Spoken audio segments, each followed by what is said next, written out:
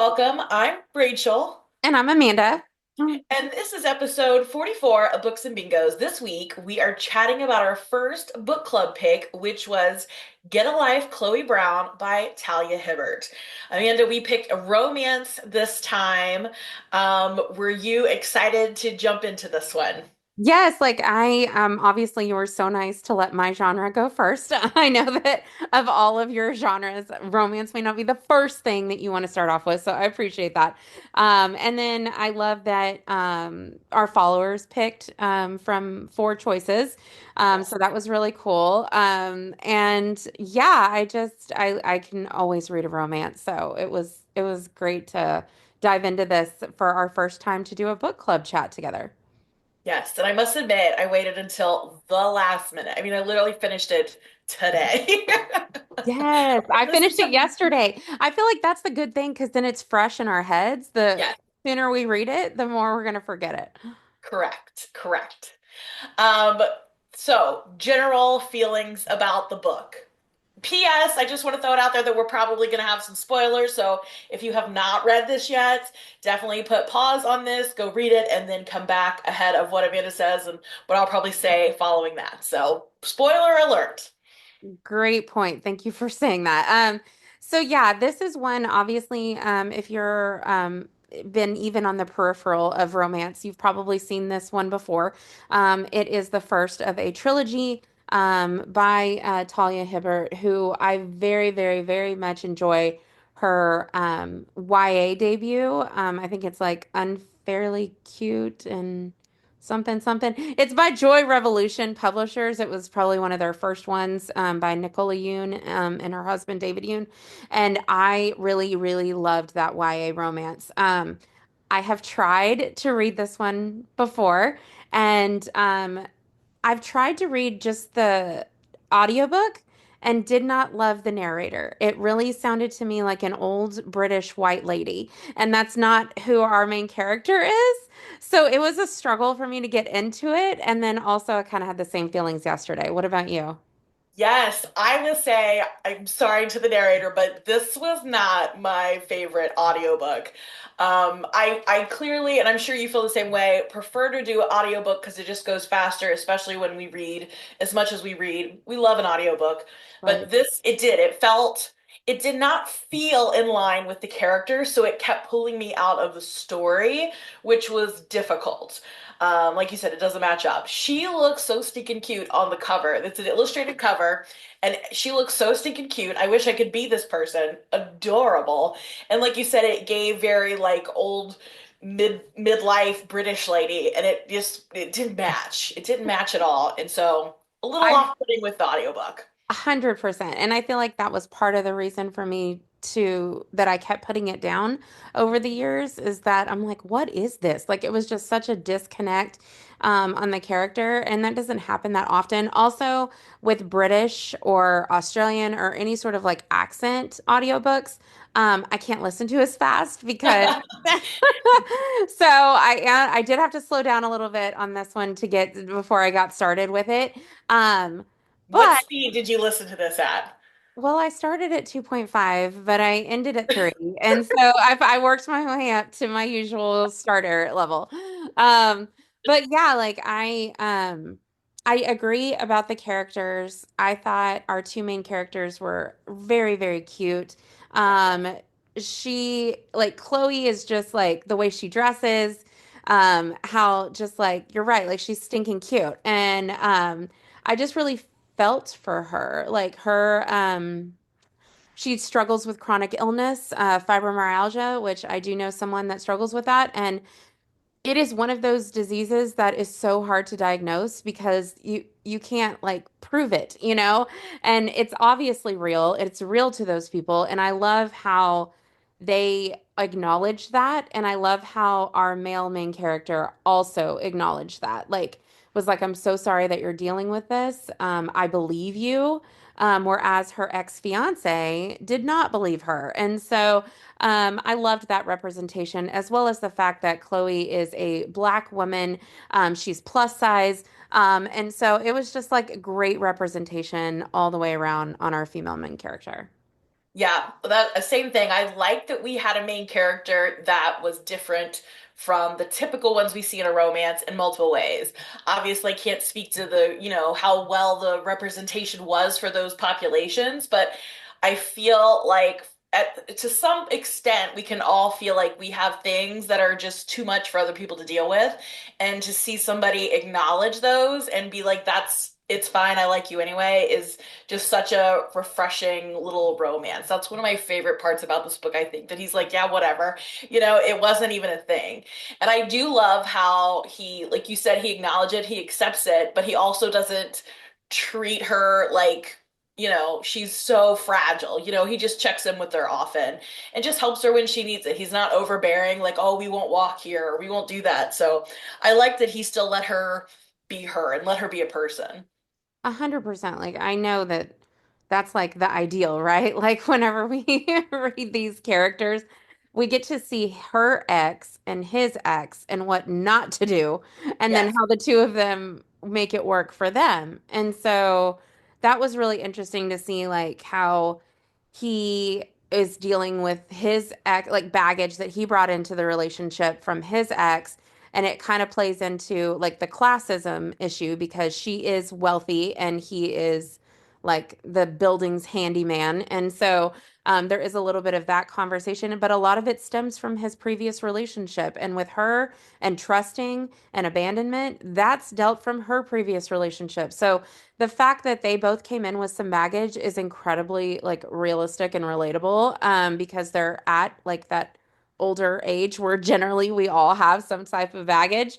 And so I liked the way that the author kind of navigated that, until our third act breakup. That I want to know your thoughts on that first, because you are the one that always has thoughts on that.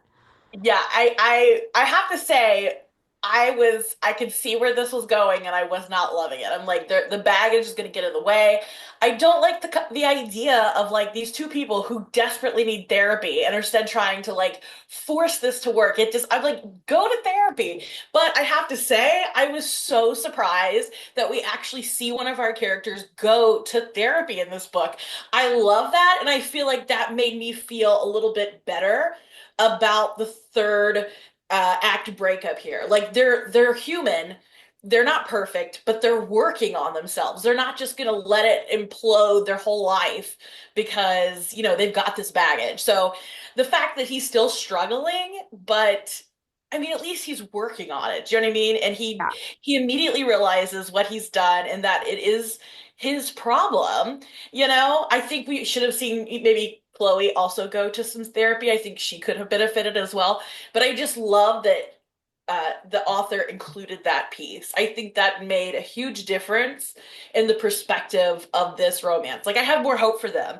Usually, when there's a third act breakup, I'm like, you guys might as well just stay broken up because it's going to happen again immediately because you have too much baggage. But here's two people that really are acknowledging their baggage and really actively taking steps to correct it, which I love that. I did. I love that is specifically also that it wasn't our female main. I'm reading a book right now where the female main character is in therapy, which is great. 100%. But the fact that it was a male that and he even discussed his struggle with getting into therapy, and like there's so much stigma against it still even now, where we're constantly having these conversations around mental health. So I feel like that was really refreshing to see. It Yes. it bothered me with the third act breakup with the fact that immediately he didn't trust her. Like he immediately put his ex in her place and that was it. And she said, if you walk out this room, if you walk out this door, don't come back. And so I was like, dang, But girl, she what's wrong with also brought her baggage to that moment as you? She well did. by She just did. giving up on him. She did. And So so, I, yeah, like we all need second chances. But for me, yes, what I did enjoy about that breakup was that it wasn't instantaneous, they're back together. She yeah, took time to think. yes, He took time to go to therapy and learn and work through it. And it was great just that time that they had apart before they decided to get back together.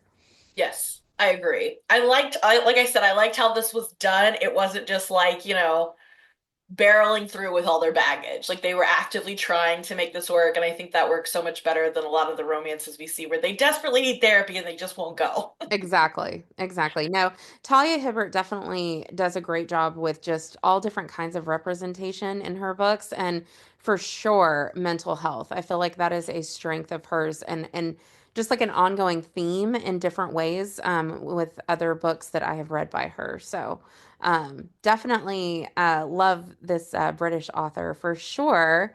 But I think it was the audiobook thing that threw me off on liking it, but also there's such a mismatch. Like even if you look at the Yes. cover, he's this white boy, long red hair, artist guy, and she's like this, organized, techie girl that Sassy. yes, and sassy. So I don't know. For me, it was there was a little bit of buy-in on their romance at all.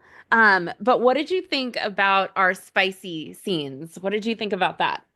I'm always shocked when we have these illustrated covers. I'm always shocked at how spicy they get because it's like, wait a minute, but the cover.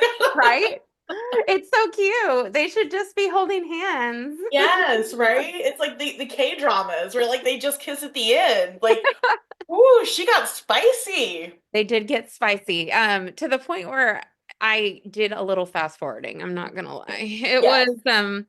a little much at times, which hey, like I mean, we had Amber anxiously booked as a guest recently, and she loves her some spice. So that Yeah. is not like a negative thing. That's just like a personal preference in this particular situation. I think there's definitely a time and place for all of that, but for me, it felt just a little extra sometimes on this one.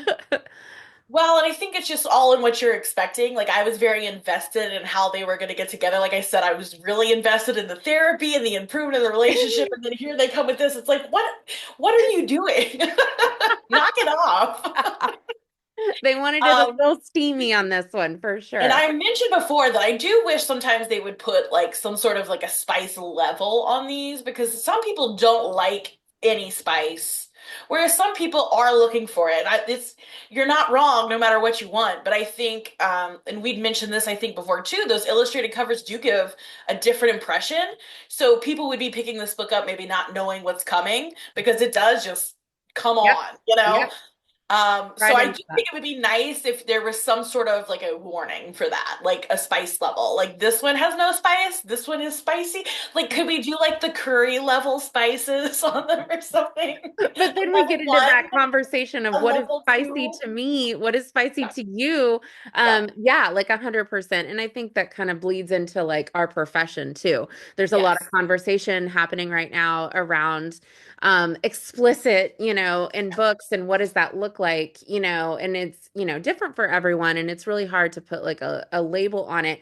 So yeah, definitely do like your research on some of these. A lot of times I'm seeing when they do the description, they'll say a clean or a sweet romance, or it'll even say closed door a lot of times lately on that. So yeah, do not let the cover deceive you. This one is plenty spicy. I would say just err on the side of caution anytime you pick up a romance in the adult section. 100%. Anytime. 100%. Anytime. What did you think about the idea of her list after she almost died in the very opening scene? She made a list of life goals to get a life because she thought her biography was going to be really boring. Right? It's definitely relatable, right? Like I feel like Yes. that's something I am also kind of struggling with. Like this time last year maybe or 2 years ago, I felt like all I was doing was working. And so it was That is all you do. I know it's a problem. So I feel like this year or this last year, I've been real intentional with experiences and saying yes to more things than saying no when it comes to like going out and doing stuff or traveling or things like that. So it was definitely relatable for me. I feel like I've had a little bit of a list going on this last couple of years. So it's relatable. I feel like a lot of us, we have that moment, or maybe you haven't yet, but you have that moment where you're like, oh my God, what would my obituary say if I died tomorrow, you know? And so that I really did enjoy, and I feel like it's definitely something that a lot of readers will understand, her motivation behind that, especially coming from someone that has had like a chronic illness and has chosen to isolate themselves for fear of having a flare up in public or not being able to address those medical issues in certain moments. But she did isolate herself. And so it's always good to be evaluating our life and realizing that we could always, change and do other things. And so I like that she kind of set those goals for herself. We do it every year at New Year, it's like, what am I going to do this year? How am I going to be better? How am I going to change? So I do like that reflection piece. I feel like most of the time though, it's just like get fit, like work out. Like that's New Year's resolution, right? Yeah. This was like life list. And I gotta say, this part hit me hard. I'm gonna be turning 40 this year. And the closer I get, the more it's like, oh, I didn't think it would be a problem, but it does cause a lot of reflection. And now I'm like, I think I might also need a life list. A life list. Well, Yeah. it's like a bucket list, right? Like I feel like a lot of people are like, "Oh, that's a bucket list moment." But this one feels more intentional. Like it's not like something she's waiting until the end of her life to check off. Like she wanted to do it now, you know? Well, and that's what I'm needing because you know what? I am such a homebody, and I feel like since COVID allowed us to stay home, like I've just not gotten back out there after COVID. Yeah. I'm still very much like a get me home as soon as you can, and then I'm just going to be at home kind of gal at this point. Yeah. And I'm like, I need to get out there. So maybe I need my own little list. I don't know what I'm going to put on it though. Yeah, I know. We need some recommendations for Rachel. What are things that she needs to Yes. do on this list? Yeah, let us know. All right, would you go for red or not? Red. Yeah, Oh, the the guy. character. Yeah, sorry. I'm like, who? Okay, yeah, Redford. Sorry, I'm really bad with names. I read a lot of books and the characters' names just fly out my head the second I finish. The only reason I remembered Chloe is because it's in the title. So, um, yes, I think Red was very sexy. I liked, and I don't just mean like, ooh, he's good looking. It's more like the way he understood her, all of her issues, but also like accepted that that was part of her. I felt like that was really like that's the kind of guy you want, right? The guy that sees you, flaws and all, and not only supports you, but also is like your champion too. Lets Yeah. you be independent, lets you do your thing, but also is there if you need him to be. I love the artistic side of him too. Like that's really something that I find attractive, is when someone has like a passion for something, and he very much had a passion for painting, and that was sexy. What about you? I think he won me over with the fairy lights in the camping outing. I was just like, Yes. yes, I'm He I'm didn't there. just take her camping. He took her like her version of like what her he thought her version of camping would enjoy, which Yes. like me, she did not enjoy camping and she just did it to put it on her list, which is a whole other thing. It's like don't make the list what you think you should do, make it like what you really actually would want to try. And Yeah. so I when they go to the club and she's like, I'm out. Yeah, I like this.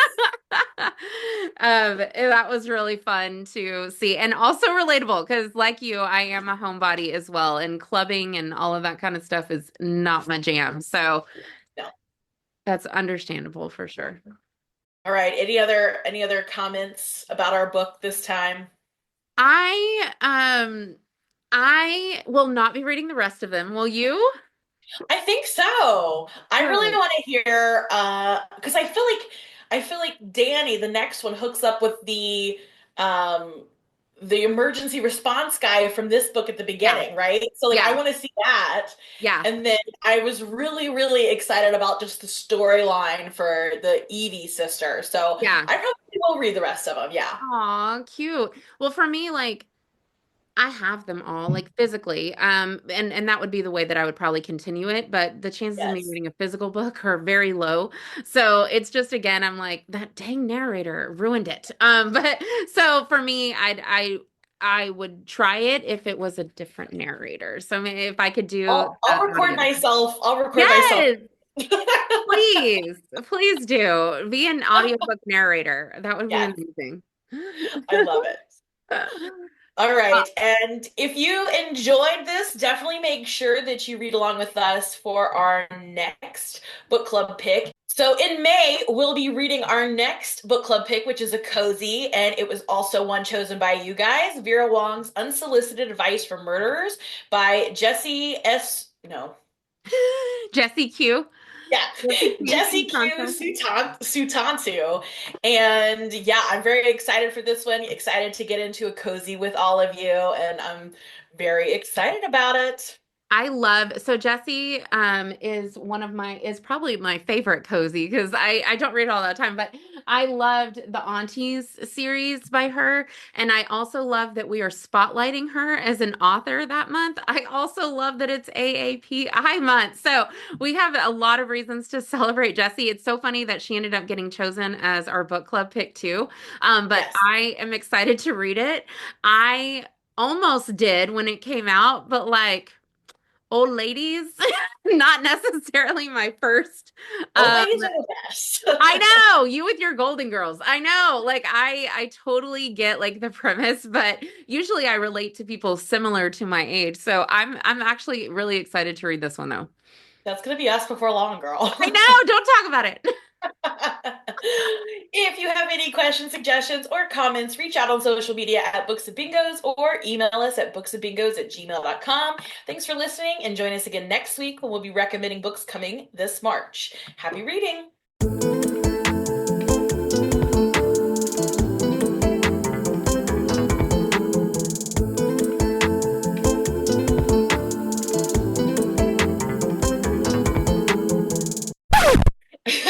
I saw you yawning and I thought, oh no, I said it too fast. You're good.